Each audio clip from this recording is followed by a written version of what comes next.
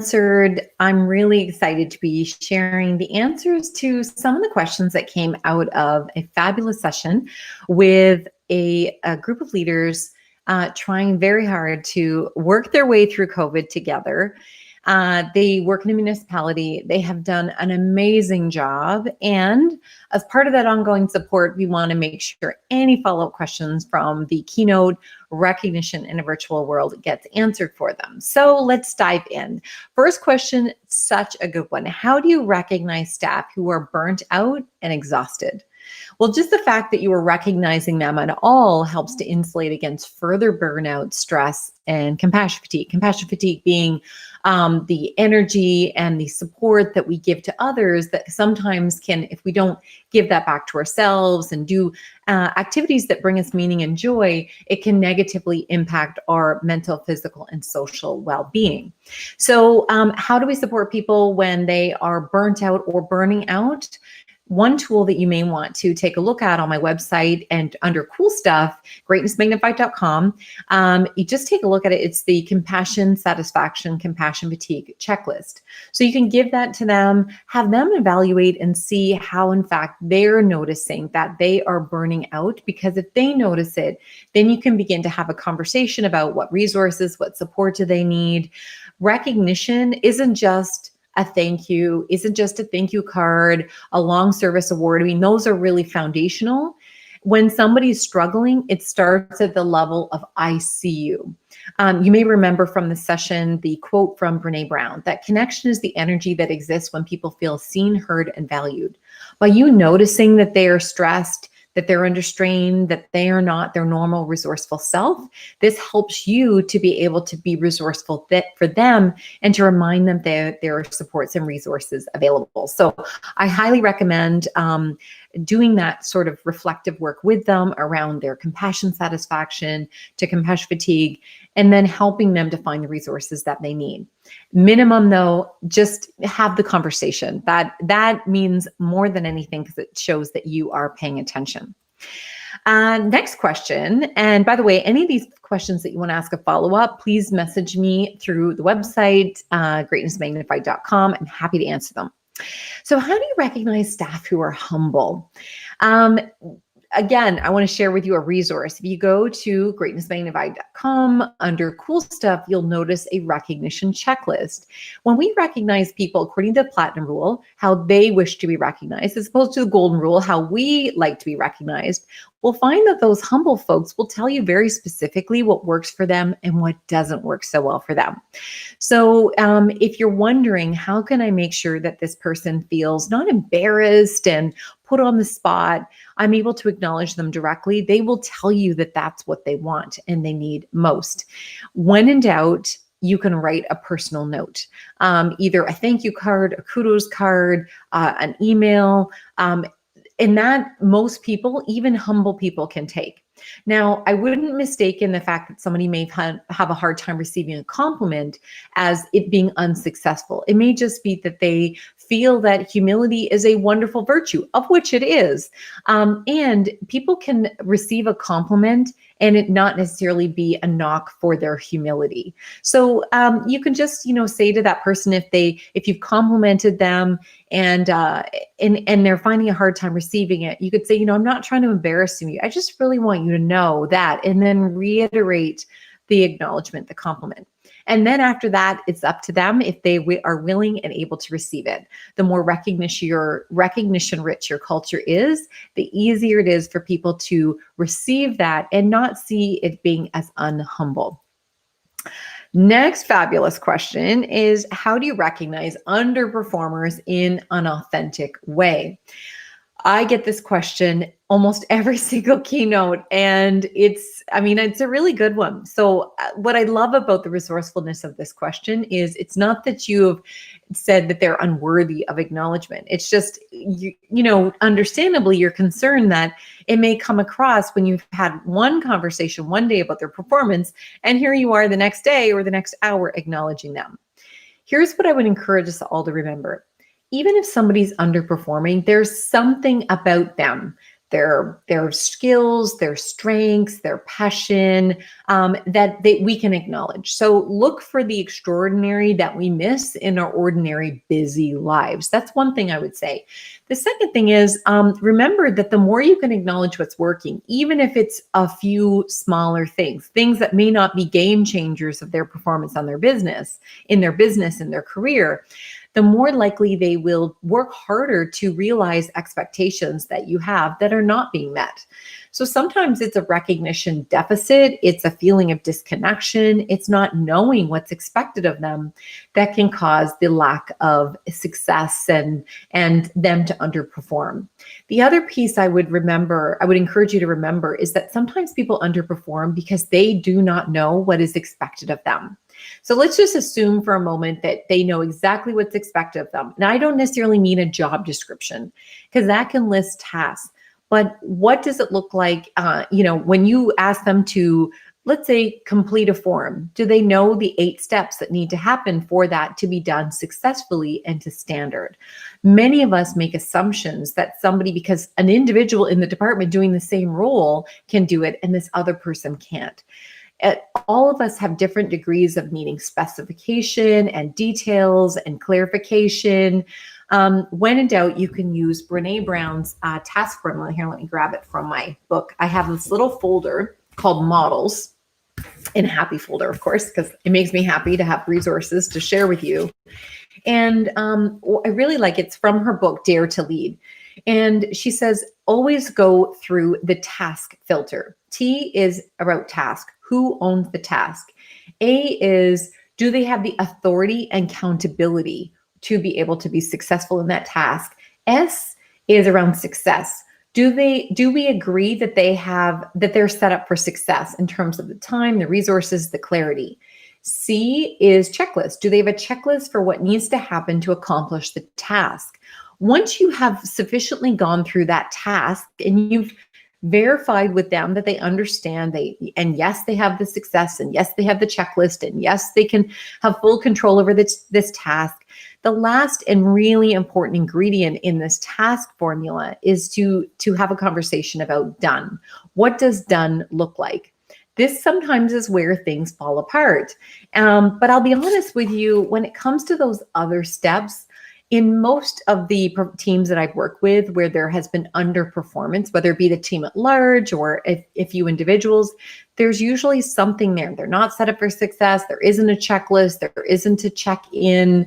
So, revisit that and then acknowledge what they are doing well, despite the fact that something may not be have been checked off of that list. And if you go through that process and they're still not performing well, you can go back to that initial recommendation, which is to look for and notice what is working. All right. Is there a chart based on the true colors that would help people recognize their staff? So this is kind of another version of the platinum rule, and I love that. So I tend to, although I'm certified in many instruments, true colors, DISC, personality dimensions, Myers-Briggs, all of those tools, I would say it's better to check in with people about what they want and need as opposed to making assumptions. So for example, somebody who is blue, somebody who's very relationship oriented, somebody who puts a lot of stake and value in connection and a sense of meaning through relationships, they may have that strong value. And yet if they are acknowledged publicly, then they might feel embarrassed, as opposed to, somebody else. They may be a green, and green being, very analytical and precise and detail oriented. We may think, while people who are probably into the details, they probably want a private acknowledgement. When in actual fact, they may want you to shout from the rooftop, look at this, look at how Sven has done. He's done an amazing job with this project. So although I think we can use the personality dimensions as a further layer of depth to understanding what people would want to be appreciated about, a blues, again, going back to the blue-green examples, somebody who has a blue preference probably wants to be acknowledged for their relationships, their connections. Somebody who has a green preference probably wants to be acknowledged for the details, their completion, thinking through something, have a great critical thinking, and so forth. And remember, the way in which we deliver that acknowledgement may be a little bit different for those people. So if you have some of these tools that you really know and love, I would highly recommend going into them and noticing what the topic, what the focus likely is that they want to be acknowledged and appreciated, but still do the check-in about how to do that so it lands well. All right. So are there any concerns about, let me just see here. I'm covering this thing up here. Are there any concerns with recognition being lacking if it's just a note? A note, 88% of people in our research for writing Forever Recognize Others' Greatness, where we analyzed with a company called Metrics at Work, their database of 250,000 engagement survey data points. The third most common way that people would like to be acknowledged is a written thank you, 88% of people. So assuming that the 12% of people don't like it that way, and they probably want something more verbal, specific, timely, that sort of thing, which is even more people want that. I would say that, if we can get into the habit of writing acknowledgements, thank you notes, kudos cards, post notes when we're back in the office, putting them on people's computers and so forth, I would say that will go a long way. If you have a very strong recognition habit through notes, writing acknowledgements, it may be a chance to take a look at how do I evolve that. For example, speaking with the president of a fabulous company here in Canada, and he was saying, my assistant and I, in fact, she was on the line too, they've got this really great partnership where she makes sure that he sits down with a stack of birthday cards, and he writes a little note and personally signs it, and she makes sure that everybody who has a birthday that particular month gets it. So his leveling up that we just talked about, and it was actually his idea, is taking the compliment cards that we have, which he used to physically give out, to turn this into a JPEG so that it could be uploaded as an image and then that to be sent to people. So he wants to keep doing the birthday cards, and given how challenging it's been with COVID, with people working remotely, and then many of his folks being on site at the front line as essential services professionals, how does he do both? Well, he wants to be able to send a very specific compliment card to each individual. So it's not that a note isn't sufficient. It's just, if the only thing he did was send birthday cards, it's kind of like, every year for the last couple of years, I've received a birthday card signed by him. So it's really, at first, it's like, wow, the president knew it was my birthday and hand signed it.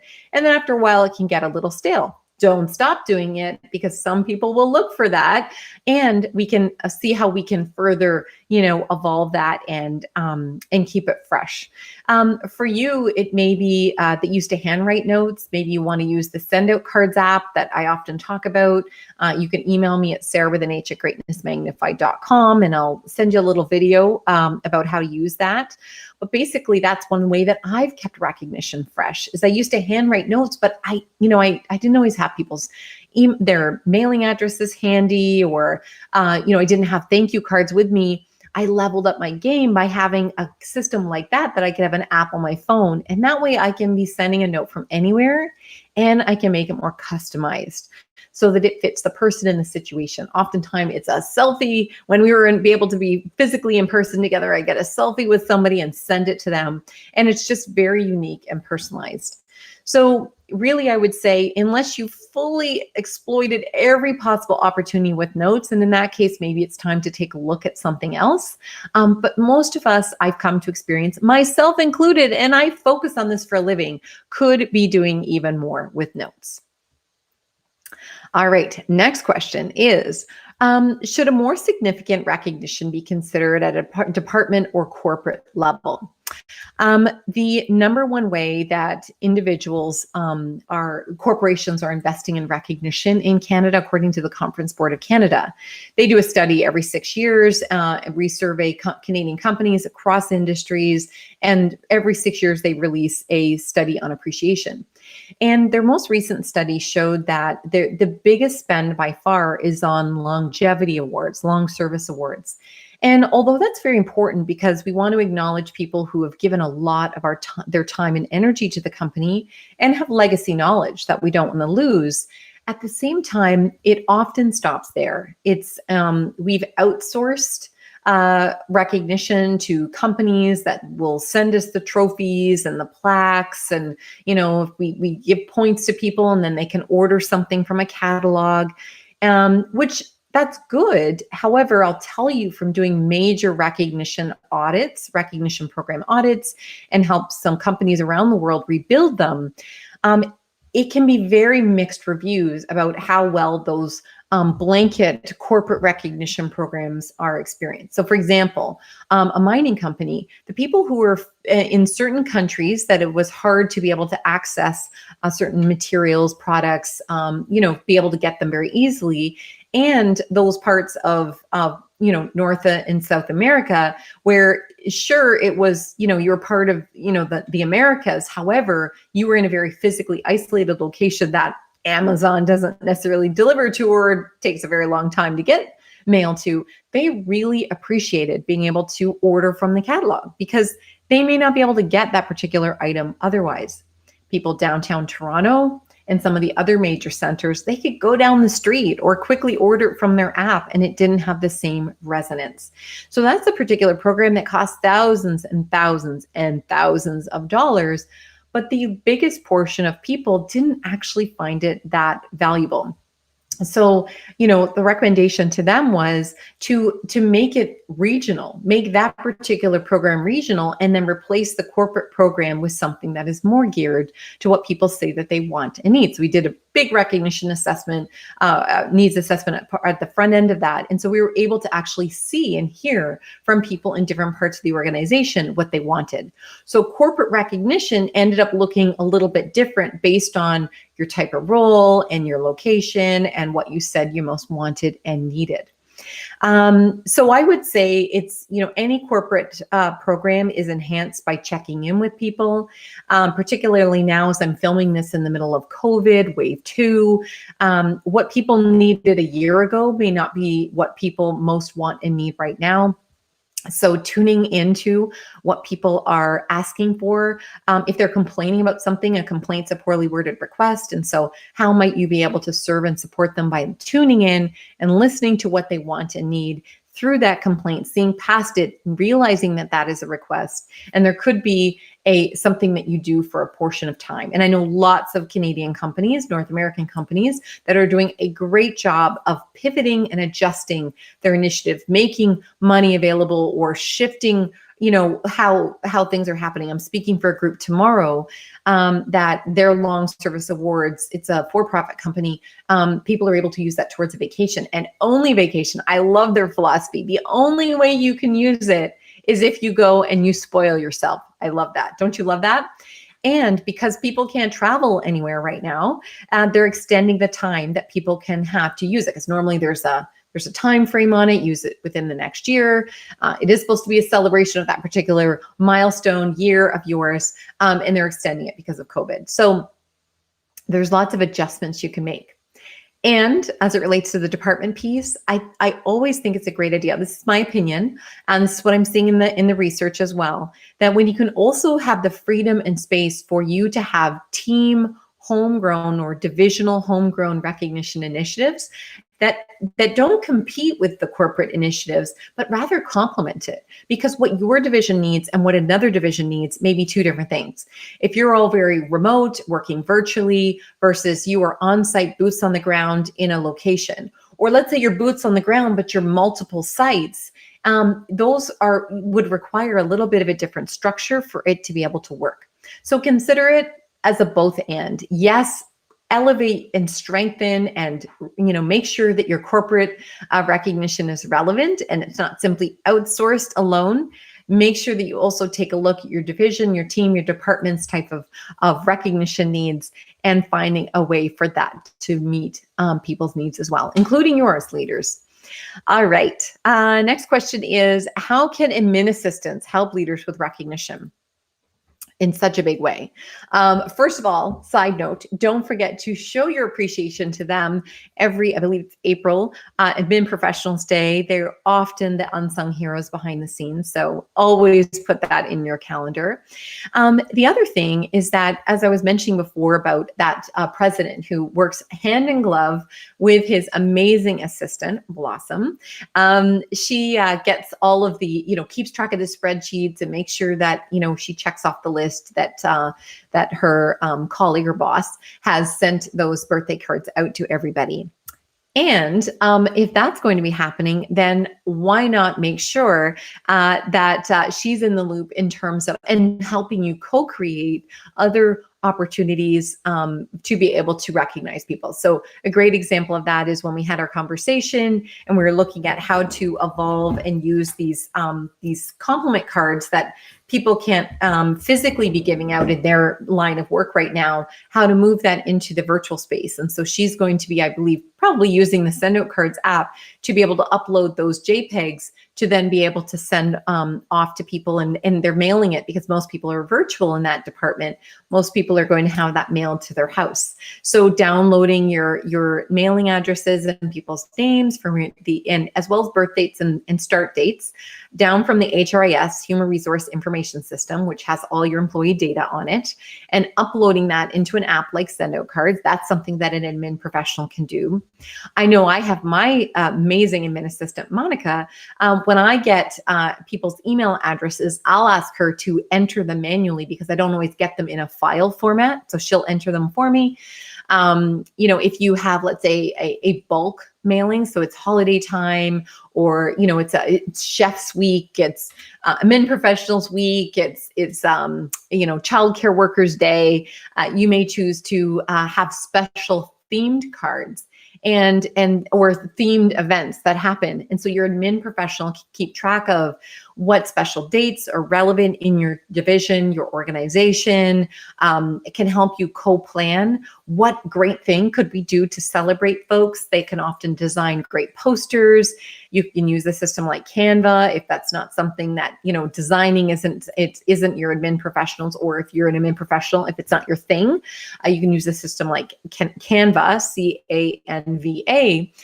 Or if you are super design oriented and talented, then why not design the programs from scratch? Another amazing thing that admin professionals do is when an event happens, they assemble goodie bags and treats to people. So I want to give a shout out to Sherry, who is the admin professional for the chief financial officer at a local company here. They do a fabulous job of recognizing all the people in their division for a team celebration day. Normally it's in person. With it being virtual, next month I have the opportunity for speaking with them for them virtually. And what she is doing is assembling, taking the Zentention booklet that we're going to be using in the session. And it's also an adult coloring book. And so we're having fun. She's ordering markers and crayons with the branded, of their organization on it. She's sourcing chocolates to be able to put in it. So she's assembling this amazing, delicious, fabulous little goodie bag that is going to be, or maybe it's a box treat, and sending it to people's houses or arranging for it to be delivered. I mean, she's so creative. She's so passionate about the people that work in that division that she's thrilled to be able to do it. And she is so good at this. It gives her a sense of meaning and contribution and sense of connection. And then the last thing that I would say, and there's just so many things that admin professionals can do. The other piece that I would say is when you have staff events, when you have team meetings, having them be the engagement people for the group. So instead of necessarily taking minutes, use a tool like the issues and actions log. So if you don't have a tool like that, email me, sarah@greatnessmagnified.com, and I'm happy to send you a copy. But the bottom line is, if you have somebody who's just taking the minutes, then that's sort of a very passive job. If you are in real time identifying what's the issue, what's the next step, who's responsible, by when, so forth, you don't need to have somebody typing all the details. Instead, your admin professional can be at the meeting monitoring the chat, making sure the questions are being, captured, unmuting people, and, managing people coming into the meeting. In other words, keeping that meeting running really smoothly when it's a virtual session. Admin professionals who have that type of role as opposed to typing the minutes, generally what they say to me is that they feel really a great sense of being able to truly help and serve their colleagues, and that they feel a part of what's really important. I hope that's been helpful. This is actually part 1 of 2. You're amazing. This group that submitted all of these questions have a number of other additional questions, so I'll record that in another video. But in the meantime, stay safe, everyone. Stay well, and thank you.